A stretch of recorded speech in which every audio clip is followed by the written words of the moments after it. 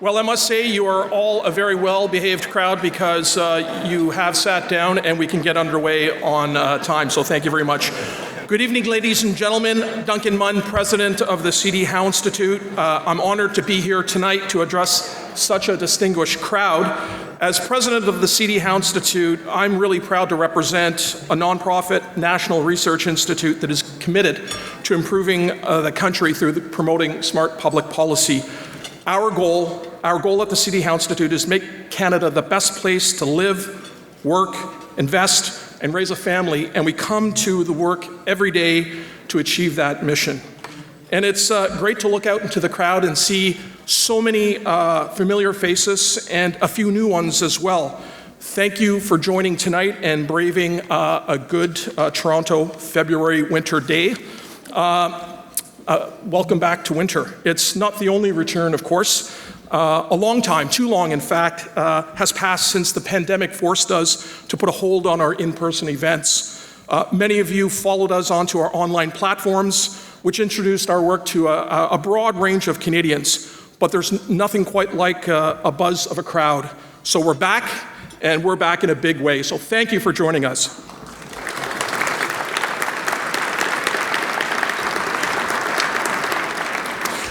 So to state the abundantly obvious, we're gathered here tonight in the midst of unprecedented change.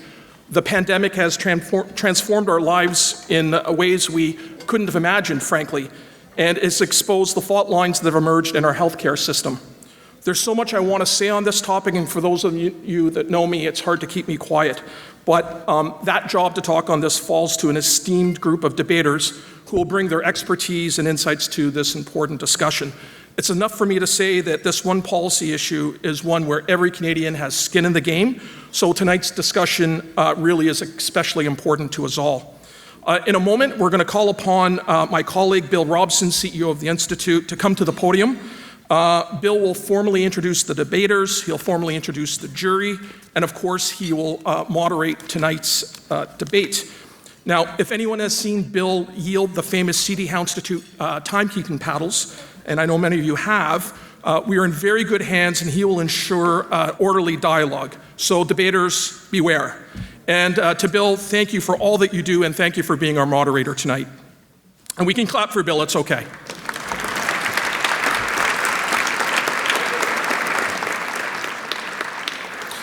First, though, it's my pleasure to call upon Aaron Regent, the curator of this event series, to say a few words.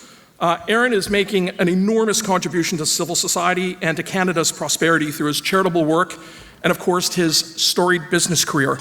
Chairman of the board of Scotiabank, founder, chair, and chief executive officer of Magris Performance Minerals, Brookfield, Falconbridge, Barrick, and much, much more. When I say much more, I'm referring specifically to the C.D. Howe Institute, where he serves as a director. And in fact, just a few minutes ago, Aaron told me that C.D. Howe Institute was in fact his favorite board appointment. It's true. So Scotiabank, sorry. I thought that would be a bigger laugh line, but I see RBC back there. They're having a good time with that one. I could go on about his biography, but it's in the booklet, and I don't want to embarrass him by going on too long. But let me emphasize one thing. Aaron's support of the C.D. Howe Institute is a true reflection of his broader determination to build a stronger Canada. He rolls up his sleeves and he puts the time and energy in way beyond his personal philanthropy.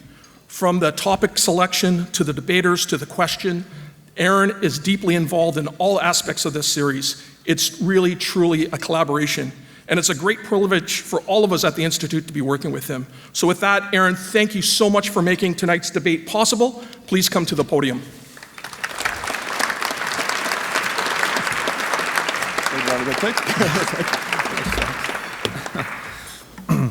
Well, geez, thank you for those very kind words, Duncan. Well, good evening, everyone, and welcome to this evening's debate on the motion, be it resolved that competition will save Canada's broken healthcare system. Let me start by saying this debate series was founded on one simple premise, that our country is made stronger through civic discourse on the critical issues we face as a nation. Our first debate tackled the question of basic income, and that work inspired some of the thinking around the pandemic's CERB program. We then tackled competitiveness, a singular challenge for a small, open economy like Canada, and sadly, an enduring one at that. And we were in front of the dialogue on the role of technology in society and how to balance the challenges of the digital era to simultaneously foster innovation and efficiency while maintaining privacy, security, and election integrity. Tonight is our fourth debate and our first since COVID arrived. And it's a great turnout, and I think it's a reflection of the timeliness of this topic. Our healthcare system has been strained like never before by COVID, and that strain has sparked a renewed conversation about fundamental changes needed to improve the system for all Canadians.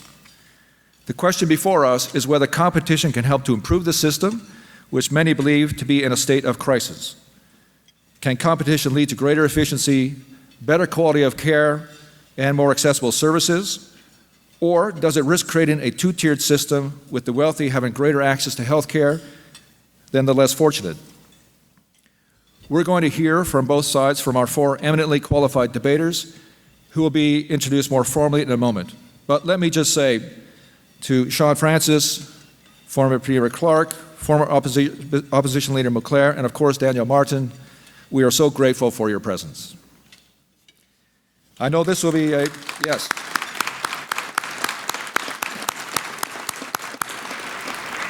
I know this will be a constructive and informative dialogue, and I'd urge all of us to listen carefully to the arguments presented and to engage with each other in a spirit of openness and respect that has always been a feature of these debates and of the C.D. Howe Institute itself.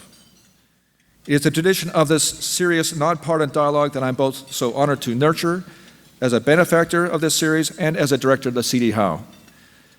The C.D. Howe is a source of trusted policy insights on a whole range of issues, including healthcare reform, and if you are not already, I encourage you to get involved with us. Now, much goes into organizing a debate like this. Let me say thanks to the Institute and its staff for organizing this wonderful series, and thank tonight's moderator, Bill. But I'd like to extend a special thanks to Duncan, who you just heard from. Duncan, I think, gave me way too much credit. Duncan really is the person that has really organized and got this event off the ground. So Duncan, thank you to you.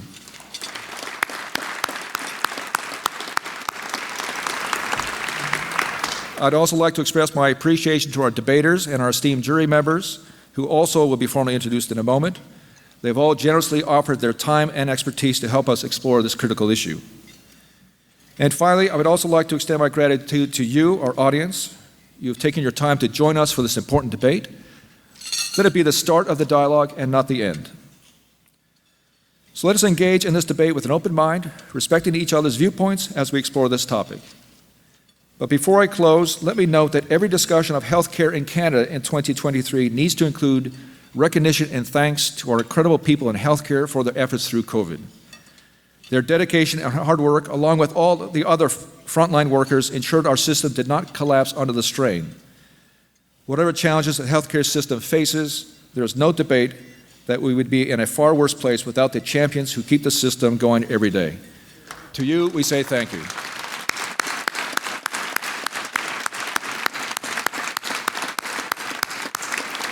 Now, let the debate begin, and may I call our moderator and debaters to the floor. Thank you. Well, hello, everyone, and welcome. Duncan and Aaron have already said so much of what is appropriate to say on this occasion. Let me risk gilding the lily by expressing my appreciation to Aaron, who has supported this event and has really elevated it in very short time to one of the jewels in the crown of the C.D. Howe Institute's events. We really enjoy doing these. We learn a lot. The last one, as Aaron mentioned, on regulating big tech, was super enlightening. All kinds of interesting ideas came forward, and a great precedent for tonight, now that we're able to get together again after that enforced hiatus. Duncan, my appreciation to you, very inspiring leadership for the event. And members of the C.D. Howe Institute's events team, I'm not going to try and point at you individually, the lights are kind of bright, but if you don't mind raising your hands at least. Ladies and gentlemen, if someone near you has raised a hand, one of my C.D. Howe Institute colleagues, please congratulate them on the contribution that they've made.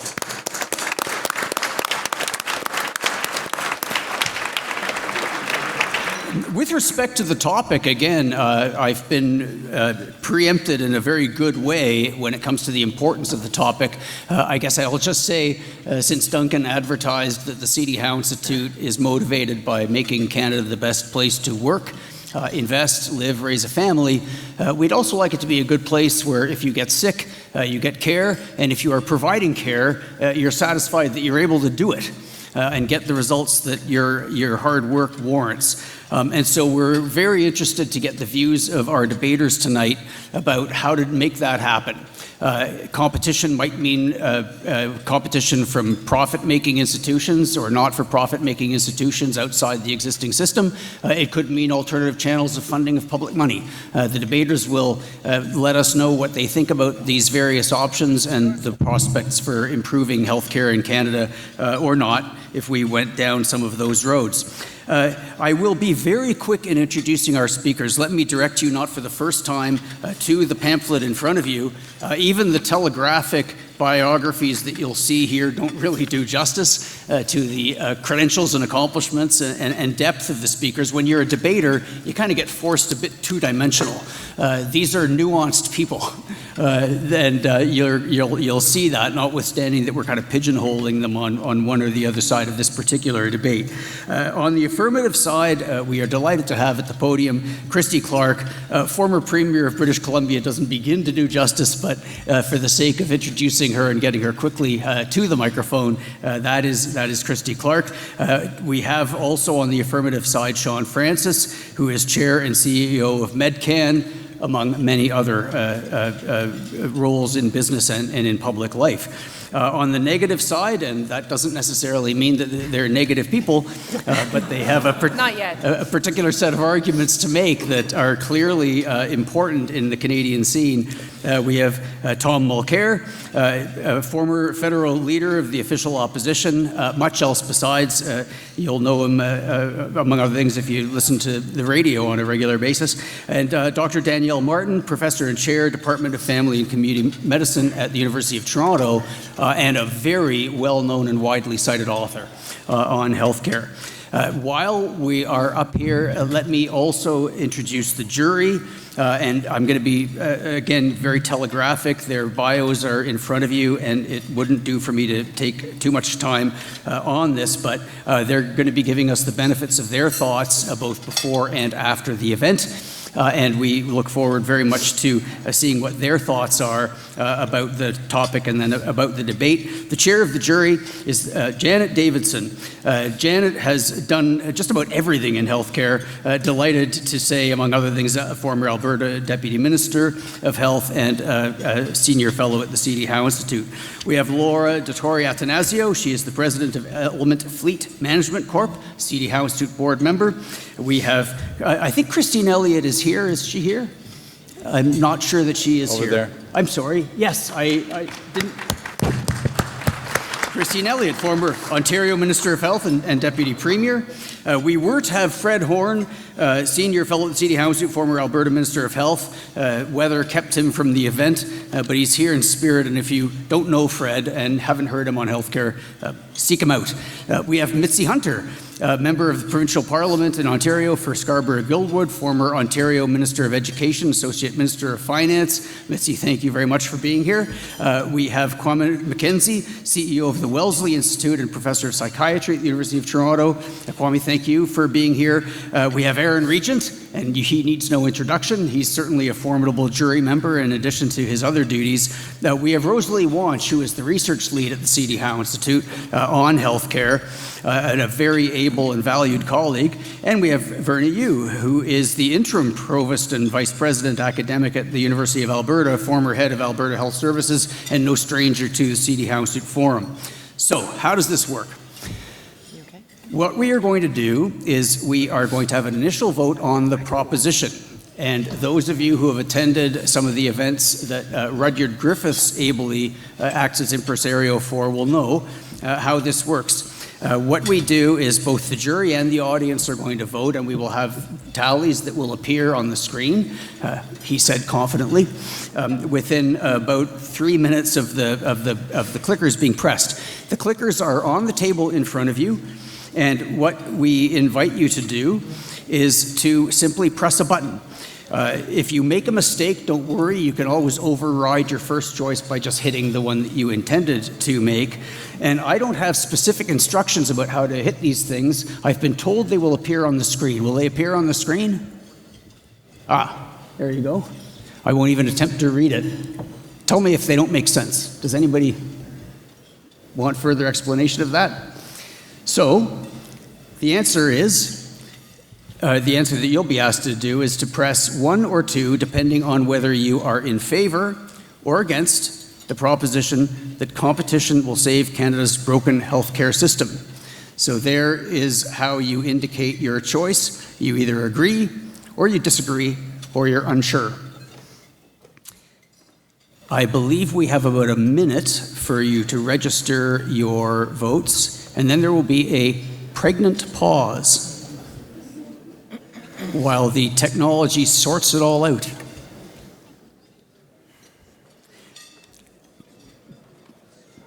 Because we are waiting for the results, I will just say one word about the use of the word broken in our debate title. It's become an evocative word beyond what we anticipated when we put it in. We knew that it would be somewhat contentious. But I think Aaron said something along these lines. It is no reflection on the efforts that people who are delivering health services are making. The question is whether the system itself could allow us to get better results for the same amount of work and possibly the same amount of money. So it's not any kind of a personal observation. Our debaters are ready to go, but we just need to see what the preliminary judgment of the room is. So, ladies and gentlemen, if I can direct your attention to the screen, you'll see the collective wisdom of the room and the collective wisdom of the jury. I believe Christine Elliott's vote may have been counted with that of the room, but we'll give her a chance to vote with the jury in a moment. So what you see is that among the audience, we have a bare majority that says that they agree with the proposition that competition will save Canada's healthcare system. We have a healthy group that disagrees, and we also have a healthy, sizable group that is unsure. Among the jury, there is much less enthusiasm for the idea that competition will save Canada's healthcare system. We have correspondingly more disagreement, but also on the jury, there's a certain element of unsureness, and perhaps the debate will help those who are unsure move into one or the other camp. Equally, though, it's possible that some who expressed a strong opinion for or against will hear some nuances and some things that they hadn't thought about before that would move them into the other camp. So we're looking forward very much to the discussion. My role is timekeeper. The City Howe Institute timekeeping paddles that were referenced earlier, I will wave them in the air. They seem to have a certain power. They help count down to the passive-aggressive thank you when you're done. But there are timing clocks in front of our debaters, and I know from experience that each of them is very good with numbers and is very good at expressing important thoughts in a limited amount of time. The opening statements and rebuttals will be 5 minutes each. I think it's 5 minutes. And we are very pleased to have Christy Clark make the opening statement. I'll invite you to start us off with one round of applause, and then Christy Clark will begin her remarks.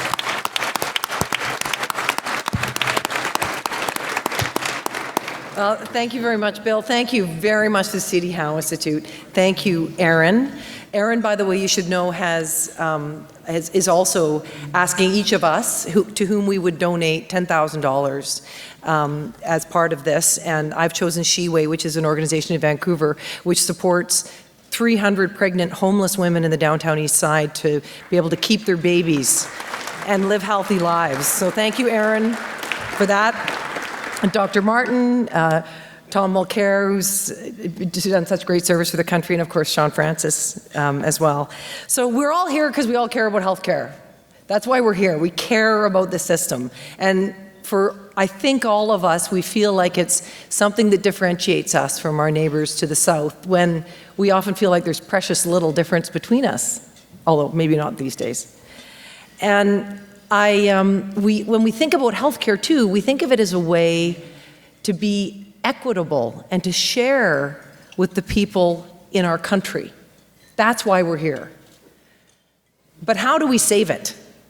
Because we are in the worst healthcare crisis that we've had certainly in my lifetime. And I think that the healthcare system is about to buckle if we don't figure out how we're going to deal with it and try and fix it. Alison Holtoff was a woman who lay on the floor of a Nova Scotia hospital waiting for care for 7 hours before a doctor saw her. By the time he or she did, they were unable to save her and she died. In Ontario, you have 12,000 kids on surgical waiting lists.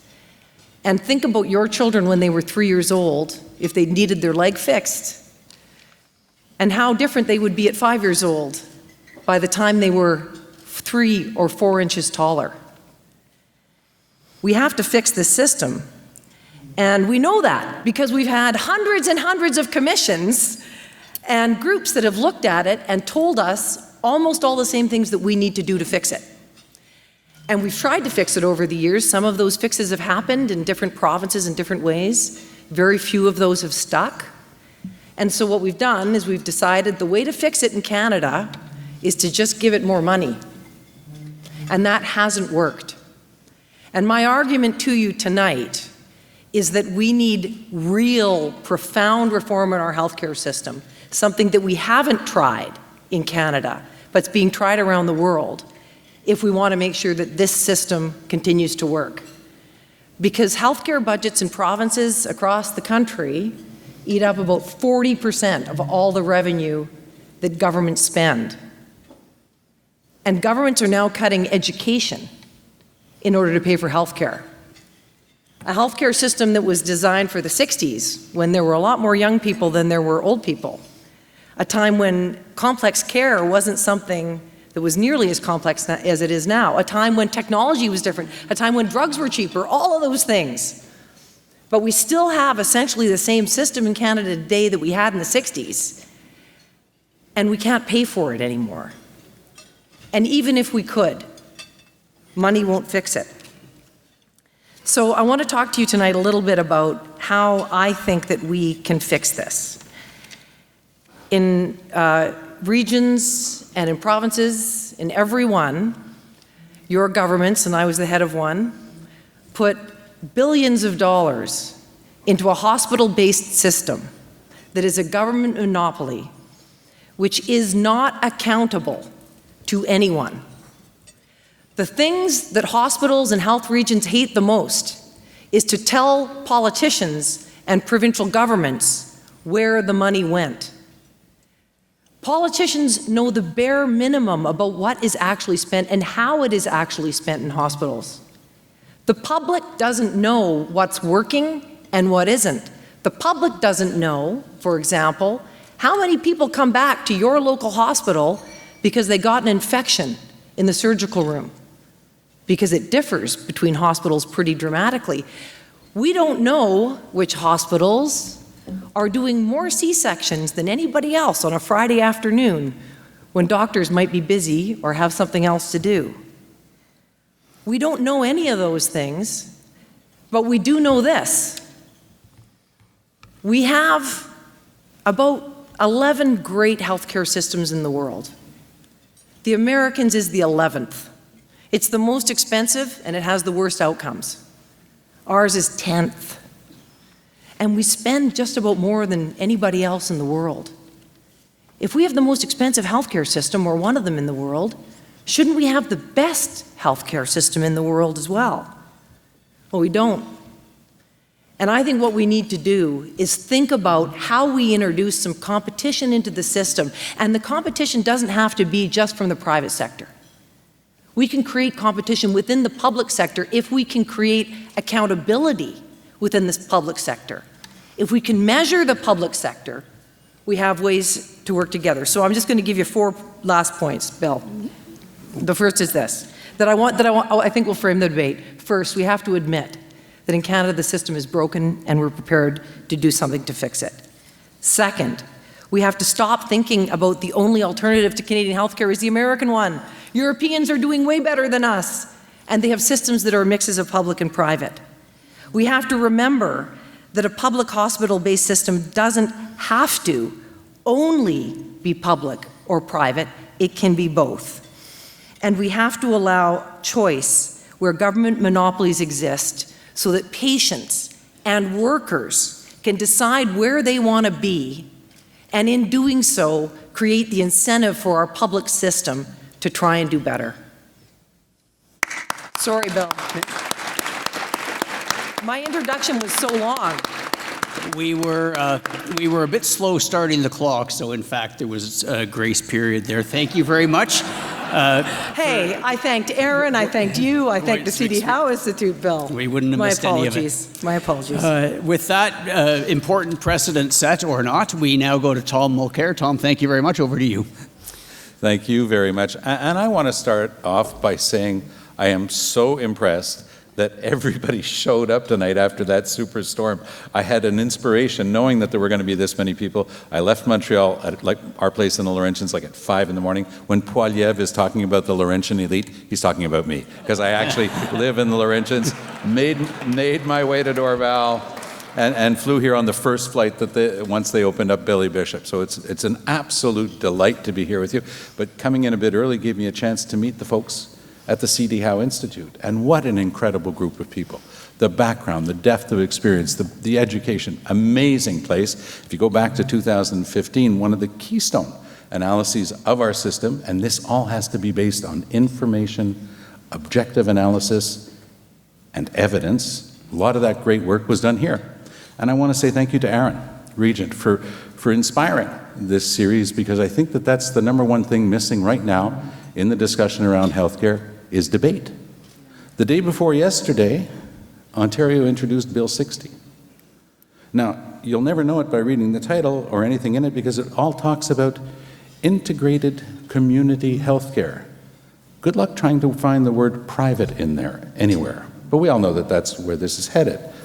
So let's look a little bit at the history of how we came to our present system and what needs to be done to make the system much better for the future and for our kids. All three major political parties can claim some ownership of that system. That Christy correctly said, we've always liked to compare ourselves to the Americans. But now we've got to start looking at ourselves and what we're actually delivering, because the only thing that matters is results. All the rest is debate. We like debate, but we like results even more. Late 50s, Tommy Douglas is ending his last term. He's in his last election as the Premier of Saskatchewan. He promises to bring in universal medical care. His successor actually did it, because he went on to found, in 61, the New Democratic Party. So the NDP gets to have a piece of that pie. The government that was in power in Ottawa was John Diefenbaker's Conservative government. Diefenbaker knew one thing: the power of the prairie populists, because he was out of Saskatchewan. He knew what Tommy Douglas's new party could represent in Ottawa. And he took Supreme Court Justice Emmett Hall, put him in charge of a massive commission of inquiry to come up with a scheme that could extend that to all of Canada. From 61 to 64, they held 80 full days of hearings across the country. They commissioned 26 major studies, the type of thing that I just referenced from more recently from the CD Howe, that scope of study. They received submissions and presentations from over 400 institutions and groups across the country. That's the prior work that is a condition of getting this sort of thing right, because we're talking about something that happened 60 years ago. We know that they got a lot of it right. Then the Liberals came in, Pearson's in power. He starts the work with the provinces. Every province, I know in my home province, Quebec, there was a fellow named Claude Castonguay, recently passed, well into his 90s. He was still publishing big papers on the healthcare system, full of great ideas. So the work has to be done prior. And I would dare say that this is what's singularly missing in what was presented this week. Because if you go through Bill 60, there's lots of regulatory power there, but you could drive a Mack truck through some of the holes in what's being proposed. Licensure is going to be made easier. We're talking about competition, but do you really want competition from people who don't have the qualifications? Enforcement is a key driver of all these things. If you have a rule, you have to enforce it. We apologize to ATMs in Canada. We're not good at enforcing. When I was the head of the regulatory agency for 6 years in Quebec that oversaw all of the professions, not just healthcare, but the Bar Association and the Law Society and the engineers, there's one structure that oversees all the professions to make sure each licensing board is doing their job of protecting the public. My American counterparts, I was the first Canadian on the board of something called the Council on Licensure, Enforcement and Regulation. My American counterparts had badges. This is enforcement. This is a subset of the policing power of the states. They don't fool around with this stuff. We don't enforce. We learned that during the pandemic, whether it was the Heron residence, where dozens of seniors who were in a private care home were left to die in their excrement, dehydrated. The same thing happened in Bobcaygeon. The Army had to be brought in. This was private care. But there was no enforcement because they had actually here reduced the number of people enforcing it. So I don't want to abuse, but I will say this, that when Christy says that when you have somebody who gets an infection and they have to go back to the hospital, if they've been in private care and the private care has received the money from the government, guess what? If they develop an infection, they're right back to the public system. So this has to be based on evidence, it has to be done step by step, and it has to be done, dare I say, the same way the first system was, with every single political party taking some credit for what has to be done to make it better. Thank you. Tom, thank you very much. We've had some important perspectives, including fiscal perspective and the historical perspective from Tom. Shaun Francis, over to you, please. Thanks, Bill. Thanks, everybody. Thanks, my colleagues, for this very important debate. So I'm going to, Christy pointed I'm to the right of her, so you can expect where I'm going to be coming from. Let me start with a real-life experience. 25 years ago, I brought a telehealth system to Canada. At the time, there were two systems in the US market, one for hospitals designed to encourage patients to attend the ER so that they could generate more revenue, and one for insurance companies using computer algorithms that were able to triage patients away from the hospital to a more appropriate level of care. I thought I was clever by securing rights to the system that saved the insurers millions of dollars by triaging patients away from the hospital. In a single-payer system like Canada, wouldn't that be the ideal technology? So what did the Ontario government purchase? The nurse line that marketed patients to go to the ER. Why? Because it was cheaper, and the decision maker for telephone access had no accountability for the hospitals. Does this surprise anybody? Have you heard of the Phoenix payroll system that the federal government implemented? It's riddled with errors. It's cost several $1 billion, only 15 years old, and they're putting in a new one that's going to cost several billion more. The ArriveCan app, $54 million, apparently 50 times too expensive. How about our F-35 jets? Started 20 years ago, canceled, uncanceled, and maybe we'll see one before we run out of F-18s. And how about getting downtown post-COVID? Before COVID, it was quicker to get downtown by half than it is post-COVID, with only half the towers occupied. What do all these stories have in common? Two words: government monopoly. The median wait time between seeing your family doctor for treatment has increased from just over 3 months in 1993 to 10 months this year. What they don't measure, because they didn't think they had to, was your wait time to a family doctor, which has also increased by weeks. And right now, there's 5 million Canadians who don't even have a family doctor. Consider, too, that the cost of public health insurance for the average Canadian has increased 100% since 1997. We spend 11% of our GDP on healthcare, more than 27 other comparable OECD countries. But among those countries, we're 31 out of 34 in acute care beds, 26 out of 31 in medical doctors, and 17 out of 32 in nurses. Emergency rooms across the country are routinely closed. Foreign medical professionals can't get licenses, and we have too few medical spots at universities.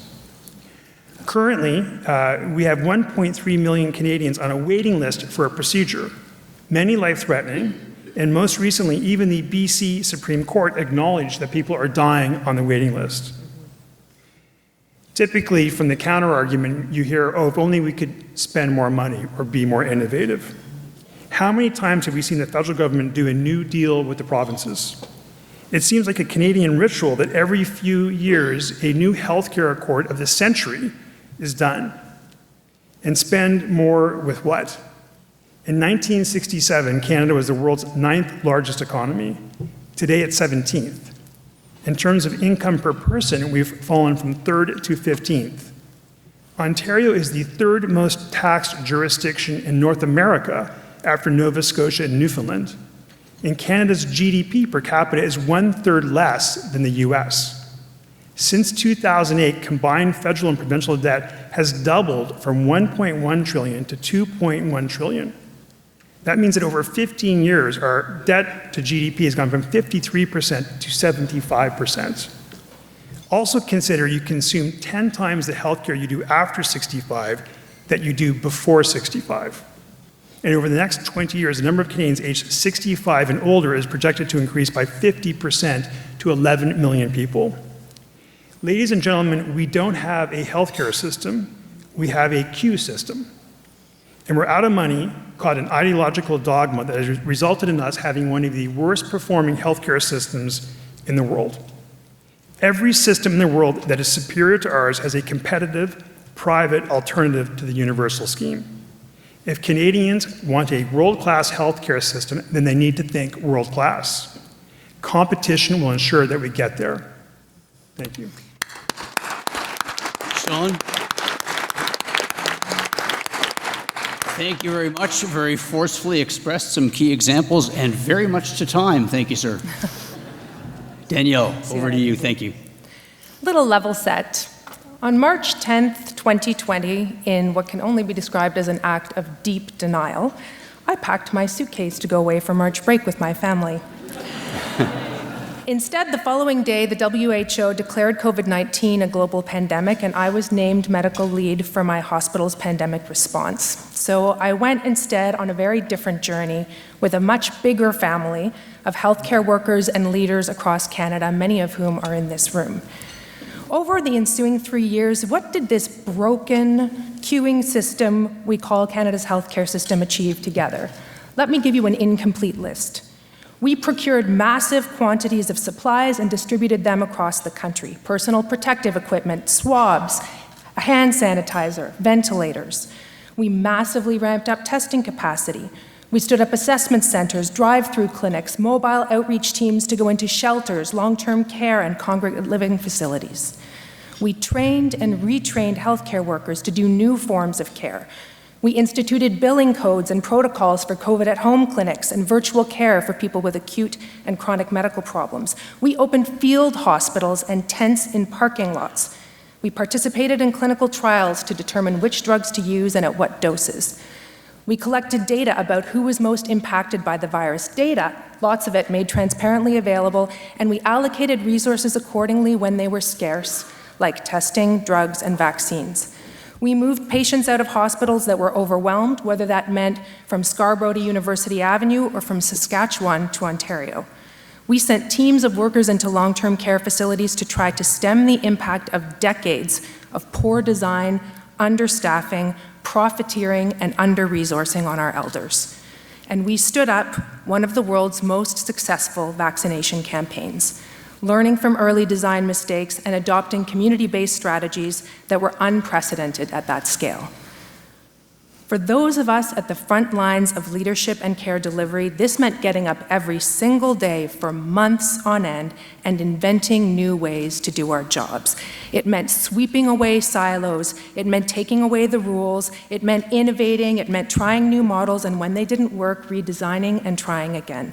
The result was a world-class pandemic response, and the common thread was collaboration. It was coordination. resolving actually for once to eliminate competition, of which we have tons actually in Canadian healthcare, and to work together was the key to every success we had. Does this sound like a broken healthcare system? The very use of that word exhibits, in my view, a profound lack of understanding of what I have just described. Competition, on the other hand, is what happened in New York City, where in the first wave, you may recall that safety net hospitals were overwhelmed with COVID patients, while for-profit facilities up the street stood empty. Competition is also what happens in the most dysfunctional parts of our Canadian health systems, where value for money is most elusive and frustration is highest. Pharmaceuticals, where we have competition between multiple private and public plans, among the highest drug prices in the world, and millions of Canadians not able to take their medicine because they can't afford it.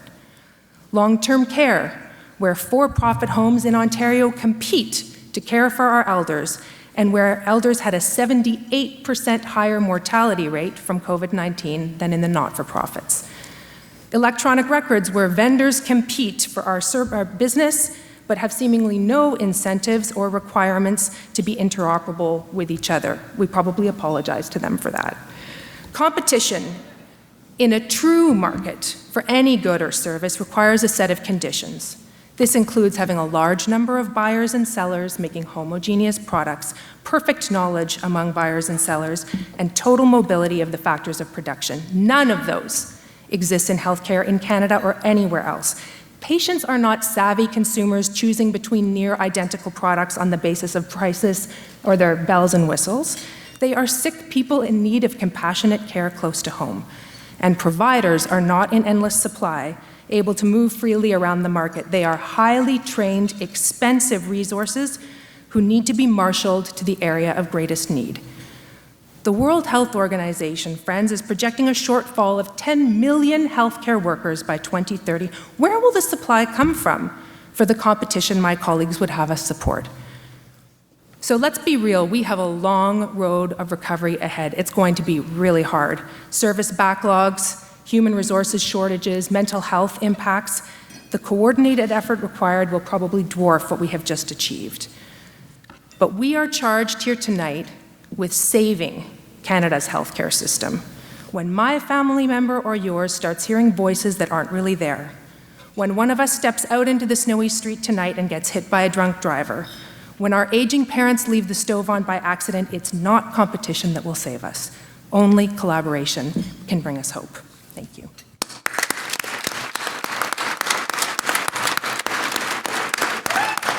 Thank you. Danielle?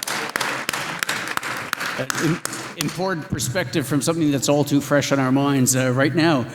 Well, I do want to thank our debaters for their opening statements, very powerful and some important differences in the way they came at the topic. We now, because this is a debate, we go to the rebuttals. We're switching up the order a little bit in a way that I think results in balance overall. We have Shaun Francis up first, and I believe it's 2 minutes each this time, and I think I might deploy the paddles with a little more vigor because now everybody's all trimmed up and ready to observe the limits. Shaun, please go ahead. Yeah, thank you, Bill. I would just say what I heard from our opponents in this debate was words like collaboration and we need to work together and how great we've been. What I didn't hear was any concrete plan for how to make our system better.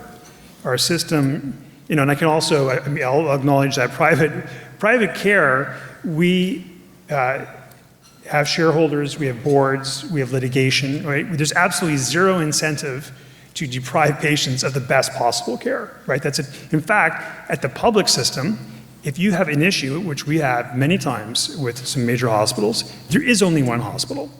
You're not, there's not another hospital to go to other than Toronto General, right? It's all, there's such a limited amount of resources that you really aren't as accountable in that public sphere in our system. And then one other thing I want to, when we talk about monopolies, if we thought, our travel right now, we're flying in and it's not super good, to say the least, would the answer be, what we're going to do? The government's going to buy Air Canada and we're going to eliminate WestJet and Porter. And we promise you that once we do that, it's going to be amazing, right? Because we're collaborators. And you know what? You know what Air Canada is going to tell us once they're bought? They're going to say, you know what? You can't allow competition in because there's not enough pilots. There's not enough baggage handlers. Because if you let WestJet come in, if you let Porter, we're not going to have, our service is going to go down. So it's the exact argument of every monopoly. And so I stand against that, and I think competition is what we need as a country. Thank you, Shaun. That example will surely resonate with some in the room. As Danielle, your earlier story no doubt did also. It's over to you now for 2 minutes. Thank you. And as someone who's waited on the phone for Air Canada with the music playing all the way through cooking and eating dinner, I can certainly relate. I wouldn't want the airline industry in its competitive spirit to be running our healthcare system, I can assure you. I want to talk about Europe, because we've heard a lot about Europe and we all like to go there, and I want to remind us that we share the largest undefended border in the world, not with France, sadly, for all of us who love pastry, and not with Finland, but with the most profit-driven health system in the world, and the one that, as we have already heard, produces the very worst outcomes on virtually every international sphere. In England right now, the nurses are on strike for the first time in the history of the NHS. In France, on strike. Macron has declared that he'll be completely overhauling the French healthcare system. In the Netherlands, on strike, national hospital workers across the whole country on strike in 2019 over shortages of labor, over working conditions and wages. Spain, all the workers on strike. Germany, strike. Turkey, strike. You want to know why? Global pandemic. Global human resources shortages. These shortages are not invented by a government monopoly. They are the product of what we have just been through over the last 3 years. And so I think we need to get real about what happens when you put in place a competitive system and where those workers are going to come from. Every doctor that is working in a boutique environment is a doctor who's not working in the public hospital. Every nurse who gets pulled out to a model that is, for the wealthy and worried is a nurse who's not working in a primary care clinic taking care of your kids and mine. So we have choices that we need to make, and they're not just Canadian choices. They're not the result of a monopoly. They're the result of an international labor force shortage that will be with us for decades to come. But we've heard that in the private sector, there's zero incentive to deprive patients of the best possible care. And therefore, I would ask my colleagues to explain to us how we have ended up with a situation in Ontario where your chance of dying is so much higher when you go into a for-profit long-term care facility than a not-for-profit long-term care facility after adjusting for the differences in population. In fact, sicker and more frail people tend to go into the not-for-profits. So we actually don't have any reason to believe the statement that in a for-profit environment, there's no reason to deprive patients of their care. In fact, there's a very good reason to deprive them of what they need, and that reason is something's got to go to the shareholders. And that means something's going to have to get cut from the care that your mom is getting. I think that we need to put ourselves in that international context. And much as I'd love to vacation to Europe, I don't think we're going to find that things are much better there. Thank you.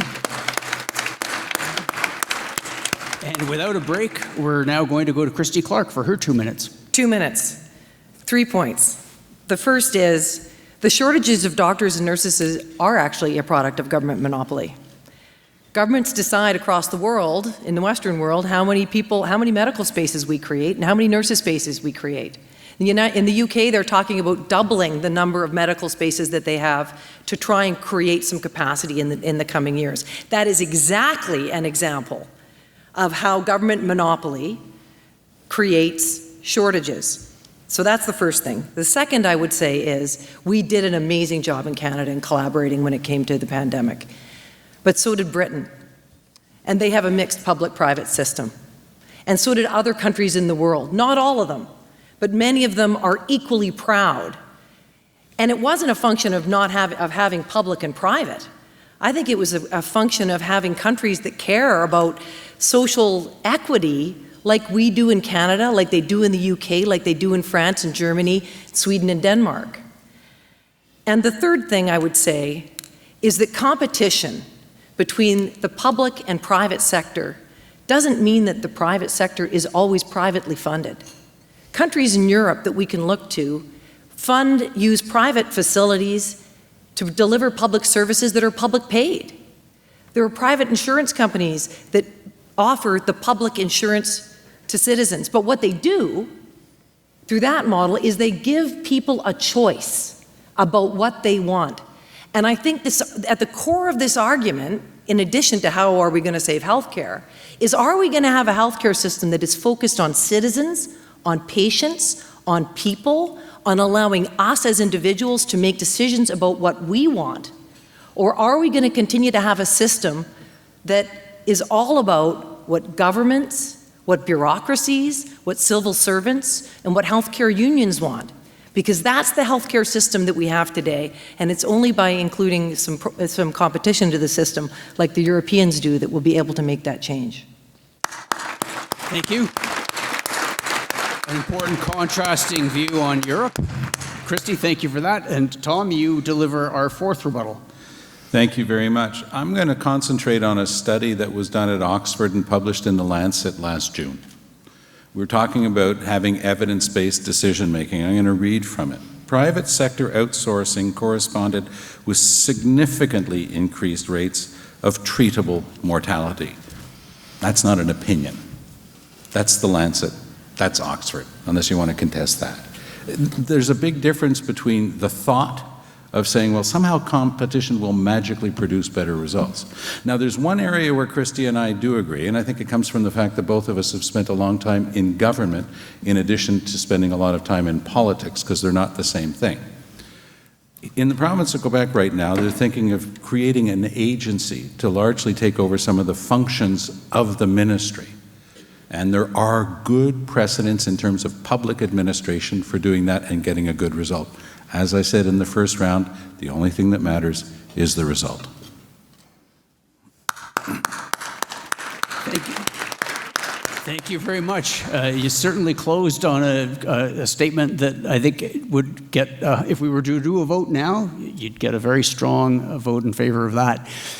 We are now at a point in the program where we shift gears a little bit. Our jury, who up till now have been names on your program, and perhaps, of course, you know some of them personally or by reputation, but now they take the stage, represented by their chair, Janet Davis. And Janet, if I can invite you to come up. This part of the program involves some questions prepared by the jury, which Janet will deliver. The first question is to the no side.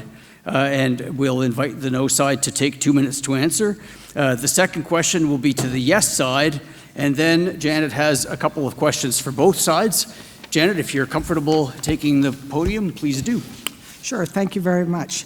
So the question to the no side, competition has spurred innovation, efficiency, and improved consumer outcomes throughout our economy. Why would the results be different in healthcare? Are there at least some areas where further competition would help? I'll start and pass to my colleague, perhaps.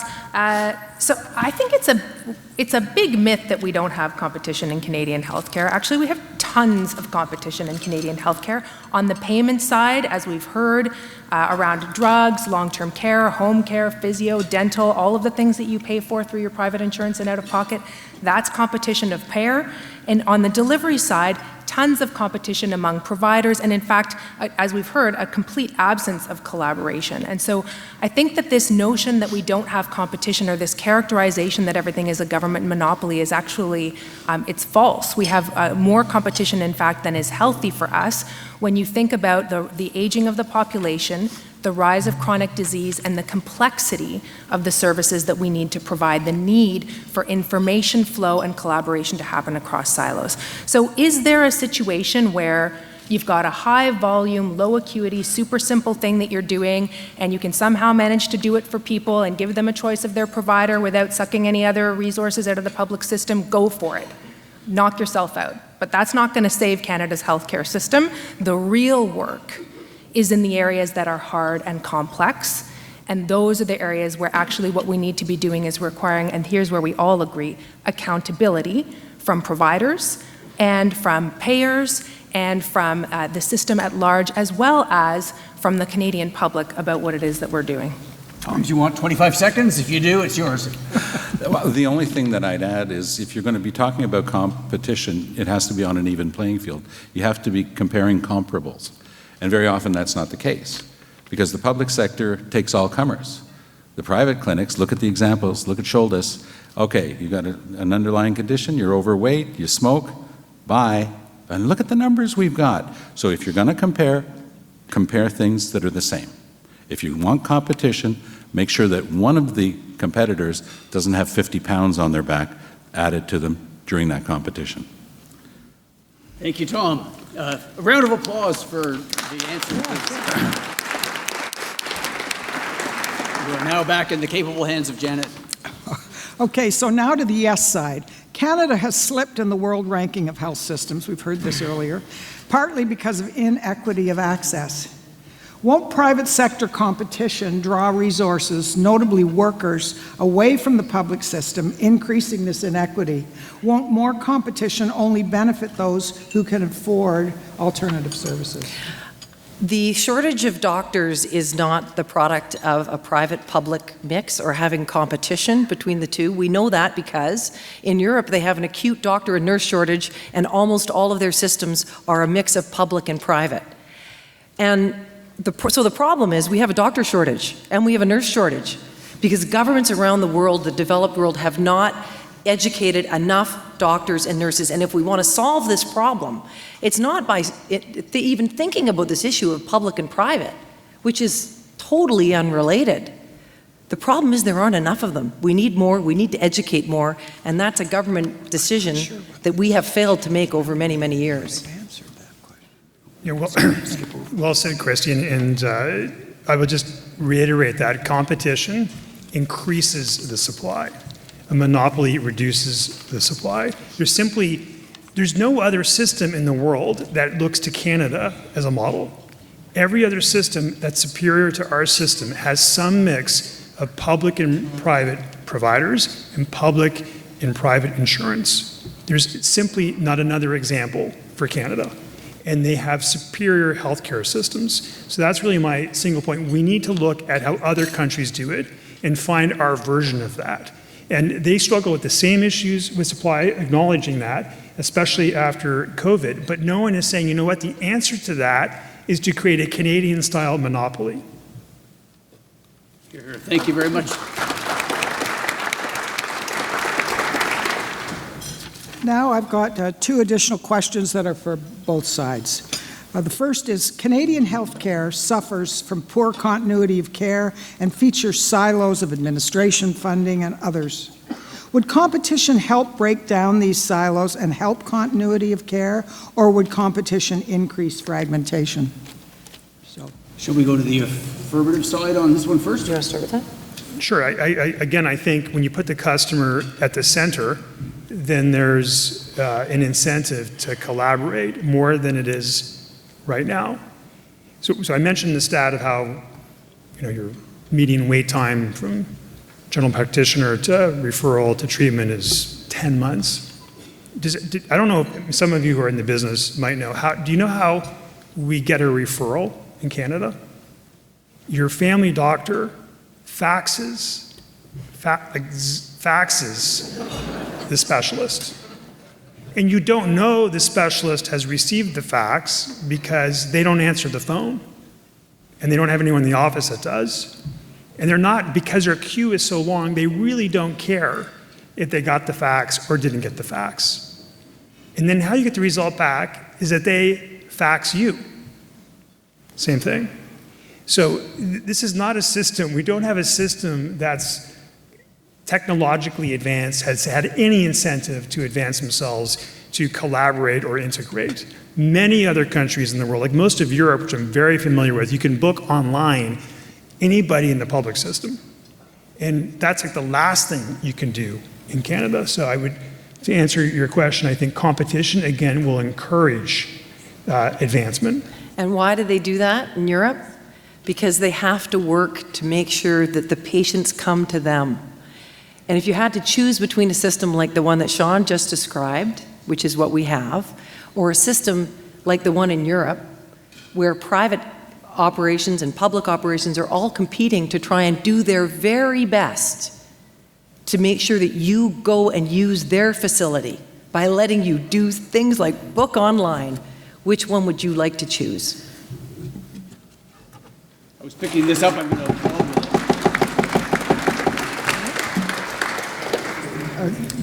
I feel my colleagues have made my arguments for me. You know, we need online booking. We need transparency of information. We need coordination. We need to axe the facts. Like, none of that has anything to do with competition. In fact, as we all know, in a competitive environment, the incentive is for people to hoard their referral base. Indeed, what we see currently, I'm a family doctor. I was in clinic until 8:30 last night. Do you know what it's like to be on the sending end of that fax? It is not fun. I have no idea how long any given surgeon's wait time is for a problem. And when I send it to them, they could be 6 months, it could be 6 days. You could have a new grad that I've never heard of. I don't know where to send that information. And so in a competitive environment, which is what we are in now, with surgeons competing with one another for those referrals, there is no incentive to collaborate, share information, and go into a single common queue. And so, in fact, what we need to do is to have more accountability on the part of providers and to have centralized systems for routing those referrals. I don't actually much care. I don't think my patients care. I tell you, you can see a competent person. Whether it's Dr. X or Dr. Y probably doesn't make much of a difference to you. But you want to know that it's a person who's highly trained, competent, and that you're going to get the next available appointment. In no universe is a for-profit operator going to participate in that kind of collaborative approach. So we have a lot of things to fix. That's not the debate here tonight. The question is whether competition is what will fix them, and the answer is clearly not. Thank you. Tom? I'll just add quickly, I have dual French and Canadian citizenship. And it's happened over the years that members of our family over the past decades have received care in either country. And it's not untrue that the system in France was built up differently, the same way the largest pharmacare program in Canada, which is in Quebec, was built up to include a hybrid model.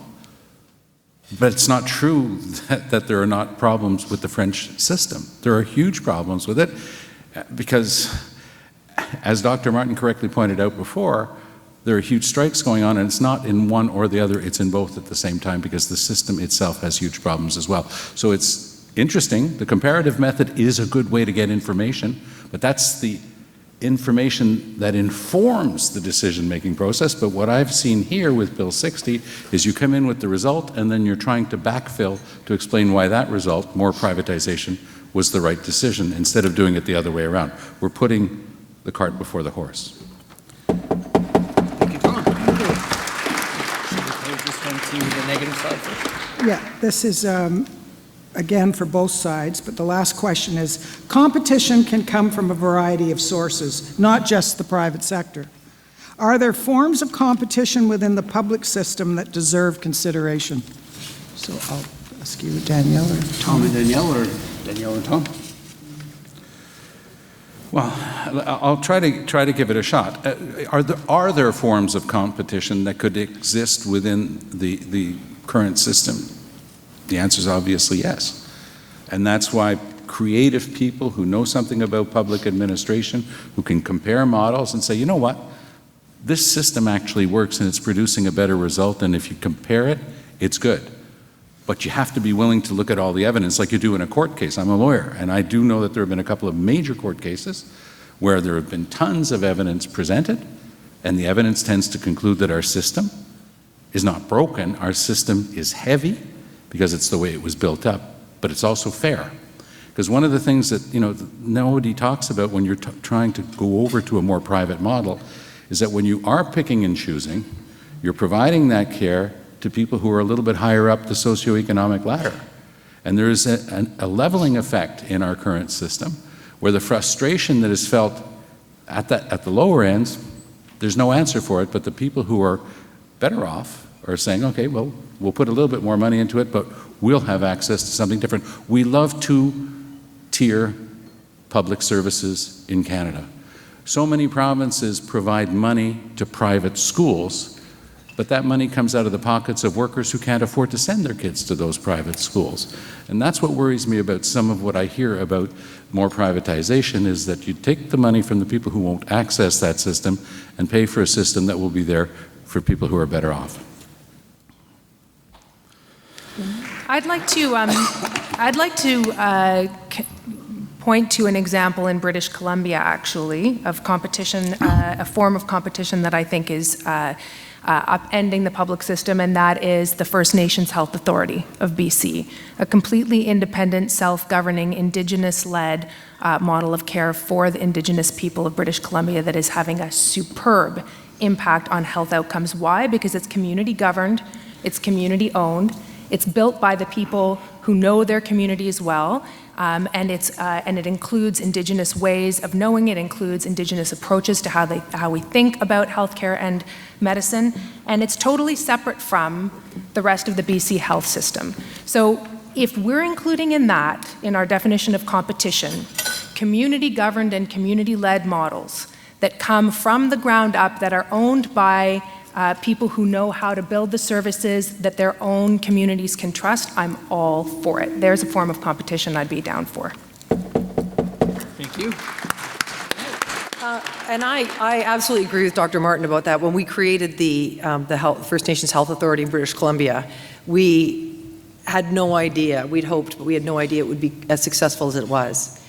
But one of the things that makes it successful is that it isn't weighed down by hundreds of thousands of bureaucrats who all have an investment in keeping this hospital-based system the way it is. It isn't weighed down by all the other vested interests that work within our healthcare system today, who are doing their best, but for whom change is really difficult.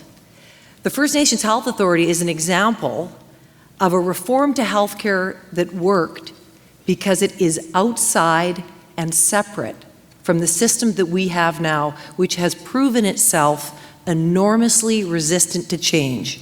It costs more, it is less effective, we are doing worse compared to the rest of the world than we were before, and we've run out of money, I would argue, to pay for it.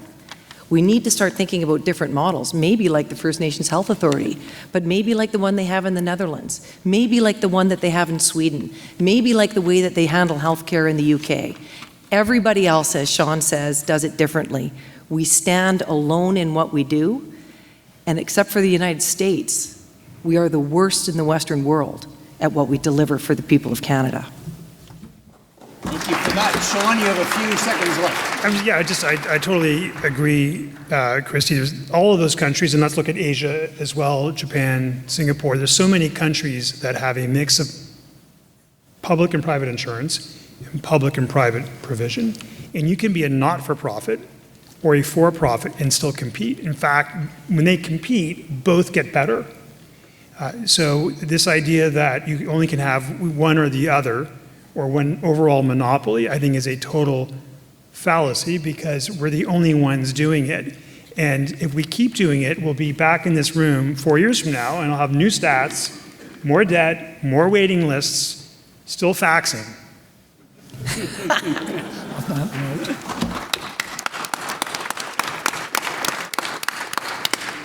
Thank you, Janet and jury, for adding that to our deliberations. It would be nice to be back in this room in 4 years in good health, but perhaps not having exactly the same conversation again. So we really appreciate that. And now it is time for the wrap-up. We have the rebuttals. We have our final set of interventions from our debaters. Closing remarks, 4 minutes each this time.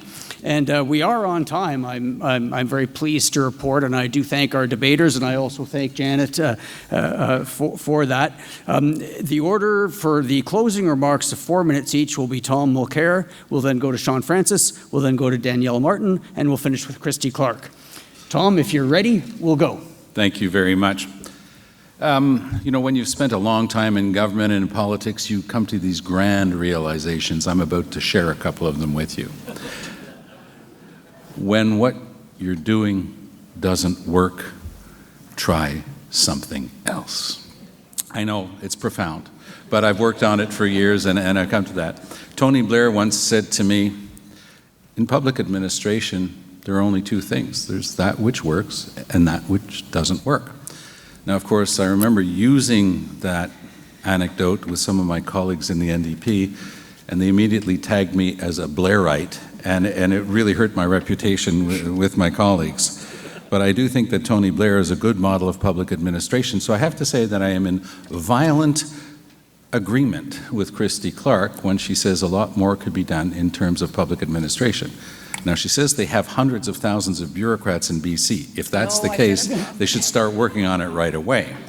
But across the country, anybody who knows anything about public administration can tell you that there are better models that can be used, there are economies that can be had, and what is the only important thing, I'll say it again, in my view, it's the result. Even when we use the word outcome, that's a bit of jargon and rhetoric. The average person doesn't understand that word. Just results. Because sometimes we're having a debate about means, but we should be debating the results. And can we get better results? That's a concession that has to be made. One of my profs in law school told us that a good way to win over the court sometimes is to make concessions. So to the jury and to the others, that's a concession I'm willing to make. That we can do a lot better in terms of the administration. But I think that we have to go to the core here, which is the central argument that the more competition, but when we say competition, isn't that just a way to bring in more private care? So, Bill 60 and keep 40 is probably the full title of the legislation that was brought in the day before yesterday. So let the private sector continue to do what it wants. In Montreal, we've got clinics, we've got smaller hospitals, purely private people who have opted out of the system, and sometimes the government buys services from them. That would have been an anathema just a few years ago, but people realize that right now things are a lot tougher and we've got to come up with more creative solutions. But what I don't agree with is describing Bill 60 before he had even seen it. Mr. Trudeau said Mr. Fort's proposal was innovative, but he hadn't seen a single line of it. Take the trouble to go through Bill 60 with your glasses on of all your experience and expertise, and you'll realize that this is indeed, to use a classic expression, a slippery slope. We've got something good, let's make it better. There's an old country expression that when you've decided to get rid of your dog, you tell the neighbors it had rabies. Well, don't convince yourself that our system is that broken that it has to be gotten rid of. Let's try to make sure we just make it a lot better. Thank you.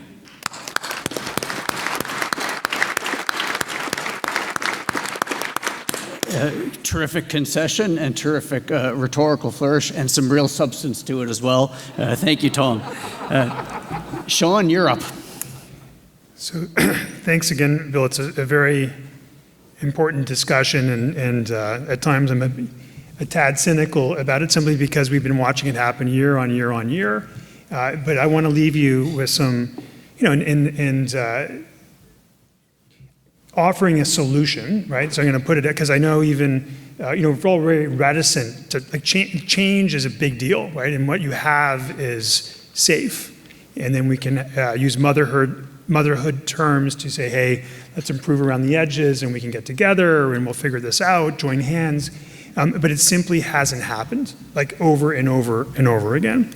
And what I'll leave you with, and when you look at all of the best healthcare systems in the world, the alternative approach is activity-based funding, or having money follow the patient. So under activity-based funding, hospitals are paid a predefined amount of money for each patient they care for based on the patient's particular condition and important factors that may add complexity or expected cost to their care.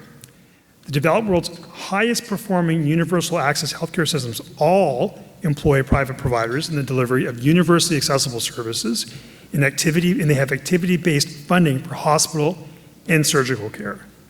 They also importantly require patients to share in the cost of their health care, with exemptions for those in low income and the chronically ill, among other categories, to make a more informed decision about when and where best to access the healthcare system.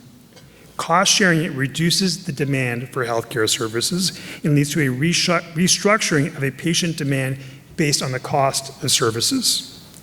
These top performing nations also allow all patients to seek care on their own terms with their own resources. When they wish to do so, recognizing this reduces demand in the public scheme and allows individuals an alternative when the universal system is unwilling or unable to meet their needs. A private health insurance market would reduce wait times for most, if not all Canadians, based on the experience of all other developed nations with a universal healthcare system. Shaun, thank you very much. A powerful close. Danielle, you are next. Thank you. I've enjoyed this tremendously, and I have to say it was a tall order that was given to my colleagues because they had to convince you of two things tonight. We're not actually changing Canadian healthcare here tonight. I know you're all shocked to discover this is just a pretend exercise. It's a debate, and they had to convince you of two things. The first is that the system is broken, and the second is that competition is what will fix it. In fact, the word is save it. And I think, there's an interesting list that Shaun has just provided to us of a whole bunch of stuff that, look, dude, we've been doing activity-based funding in Ontario hospitals for decades. Where have you been? A lot of this stuff is already going on, actually, and none of it relates to competition. So let's come back to what we are actually supposed to be discussing, which is whether there is something that is fundamentally broken in the Canadian health system and whether competition is the answer. I'm going to take just a minute on math because I can't help myself. It is not true that Canada has among the most expensive health systems in the developed world, as long as what we are talking about is public payment. So in Canada, we have an expensive health system by international standards, third or fourth among developed countries, for total spending, including public and private. That includes all the private expenditure on pharmaceuticals, on physiotherapy, on vision, on dental, on long-term care, on home care, all of that spending. If you look at what we spend publicly, we immediately fall close to the bottom of the list. We are 9th out of 12. In Canada, out of every dollar we spend on healthcare services, 70 cents is spent publicly. In France, Germany, the UK, all of these magical European countries, those numbers are like 80, 82, 84. So actually, we spend less than most of these countries that we are looking to for inspiration when it comes to public investment in our healthcare services. That's a bit of tricky math, but I feel we're all capable of following it, and it's important because actually, it is really demoralizing to hear Canada's healthcare system denigrated as though it's super expensive and not performing, given the reality that in fact it is less expensive than most and performs extremely well on amenable deaths across a wide variety of conditions. So what does work? Because even though it's not our job to convince you of the alternative, we just have to prove that competition's not the answer. This question has indeed been looked at. It's been looked at most recently by the Superior Court of British Columbia, of course, which found quite the opposite of what Shaun just expressed. Found that private insurance would increase wait times in the public system by drawing providers out of the public hospital. But the Commonwealth Fund, which publishes the 10 out of 11 statistic that we heard earlier, looked at all of the healthcare systems of high-income countries and the best among them, and found that there are 4 features that lead to higher quality health outcomes. The first is universal coverage without cost barriers. The second is investing in primary care and high-value care. The third is reducing the administrative burden for patients and providers, something we all, I think, would agree on. And the fourth is investing in social services. Nowhere on that list is competition, because in fact, all of the international reviews of the evidence on competition in health services has found that the more you spend privately, the more money you waste, and the more you introduce for-profit delivery, the more inequity there is, the more conflicts of interest, the more self-referral, the more skimming the cream, the more taking something off the top. So we are not actually talking about a market for widgets here. We're talking about the health of the population.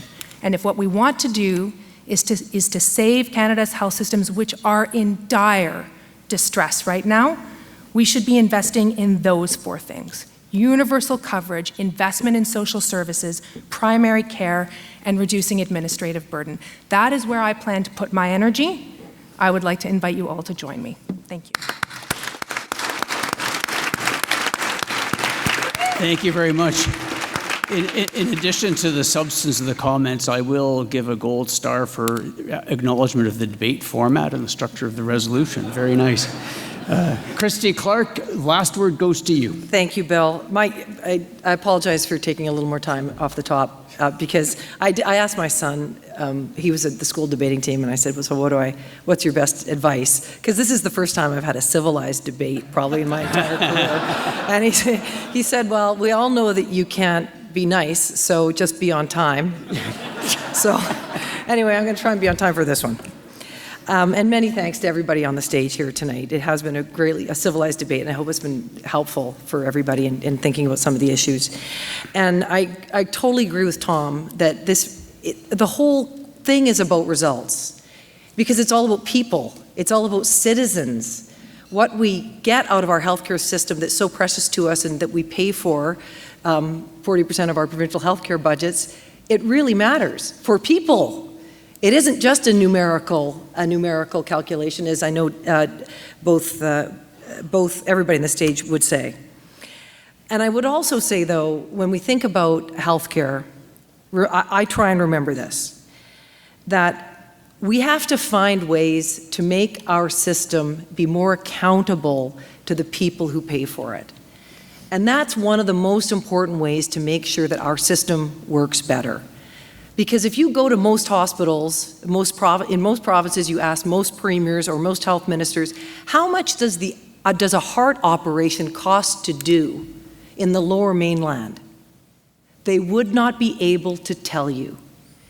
If you ask them how many patients die on the well, they may be able to tell you that. That they may be able to tell you. If you ask them, as I said, how many patients return with a post-operative infection and end up costing the system a lot more, they would not be able to tell you. We need a system that can tell them and can tell us how it's working, because that's the basis of getting better. That's how you measure how you're going to improve. We need to start thinking of patients not just as a cost to the system and as another person coming through the door and making it difficult for the system to work. We need to start thinking of patients as opportunities to practice healthcare and to make the country better, people that we want to serve. So that's the first thing. It's true, as Danielle said, that there was a lot of private healthcare in Canada. Dentistry, pharmacare, MRIs if you're lucky in the province that you live in, lab results. There's lots of private healthcare in Canada. There's lots of private healthcare in countries in Europe as well. But why is ours more expensive? Why is ours less efficient? Why is ours getting worse results?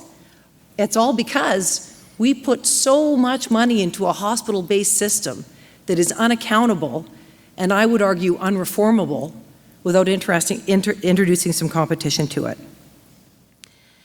And the last thing I would say is we need to remember that when politicians talk about reform, they always say American-style healthcare.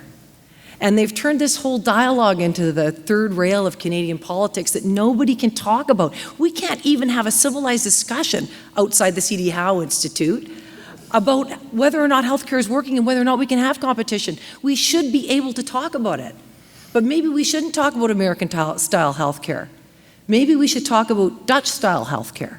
Maybe we should talk about Swedish-style healthcare. Maybe we should talk about all of those systems, every other one in the developed world other than the United States, that is totally different from Canada, but who also do an excellent job because they have public and private both working together. Thank you so much. It's so great to be here with everybody, and thank you to the C.D. Howe Institute. You can tell your son that you were nice and you were on time. Wow.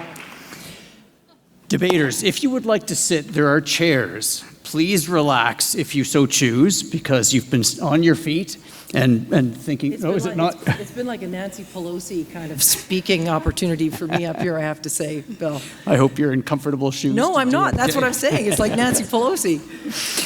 Well, if you would like to sit down, I would invite you to do so. I have received word that the fax machine at the tech table broke down.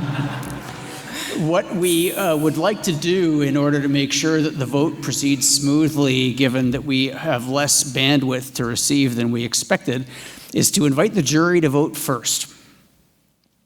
This is the improvisation that my extremely good at improvising colleagues have suggested. So you probably don't need the instructions again, but it's likely that someone is ready to pop them up on the screen just in case there's a desire to refresh. But once again, what we are interested in first getting from the jury and then from the room is whether you think that competition will save Canada's broken healthcare system. After having heard the debate, do you agree? Do you disagree? Are you unsure? So jury members and Christine Elliott, if you have a clicker handy, we would love to get your vote, even if you are in the back corner. And we'll all just relax for a moment while the jury does their hard work. Ladies and gentlemen, the fax machine is now available to take the votes of the room in general. So if you could please find your clicker again. We would like to know your views on the question of whether Canada will save Canada's broken healthcare system. Do you agree? Do you disagree? Are you unsure? Please press the appropriate button and we will tally the result. Okay, the votes are in. And I won't attempt to summarize all of the views for and against or the changes in the votes, because of course you can see that for yourself. But the negative side has clearly persuaded a number in the room that competition might not be such a great thing for fixing, or as Danielle pointed out, maybe they're taking a bit of issue with the characterization of the system as broken. We have more people now who feel that they disagree, and the number of unsure people seems to have gone down. So the debate might have firmed up some opinions. The jury went in a slightly different direction. We have now a bit more of an edge for the agree side, which is a change. And disagree didn't change, but again, the debate seems to have been helpful for resolving a little bit of uncertainty in people's minds. Maybe we should get back together in 4 years when everybody's had a chance to get uncertain again, and we can. Ladies and gentlemen, it would be, again, I was in danger of gilding the lily, repeating some of my compliments earlier, and I don't want to get in the way of the discussions that I think everyone in the room is going to want to have among yourselves and also with the debaters when we release them from the stage up here, because I know there will be lots of compliments to be paid and questions to be asked. So let me proceed immediately to the closing remarks so that you can get to that part of the conversation. I do want to say again, I acknowledged my CD Howe Institute colleagues earlier. If you are sitting next to one, if you happen to be sitting next to Duncan Munn, if you happen to be sitting next to Tammy Trepanier, Mitch Tensos, or anyone else from the CD Howe Institute, please, on my behalf and on behalf of everyone else, tell them what a great job they did. Really appreciate it.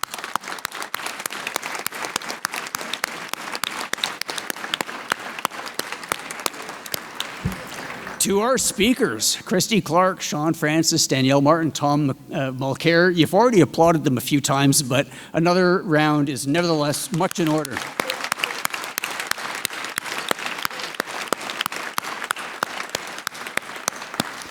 To our jury, and particularly I'll single out Janet for her able work chairing, and Aaron Regent, who is doing spot duty in addition to being the sponsor of tonight's event. Jurors, thank you very much for your input and your collaboration.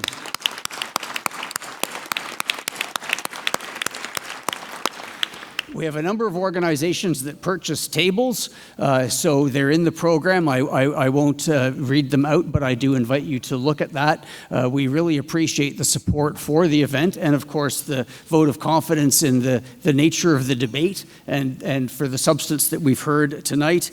For everyone who attended, all of you, for your interest, I would like to propose a round of applause, and if you're applauding yourself, that's okay.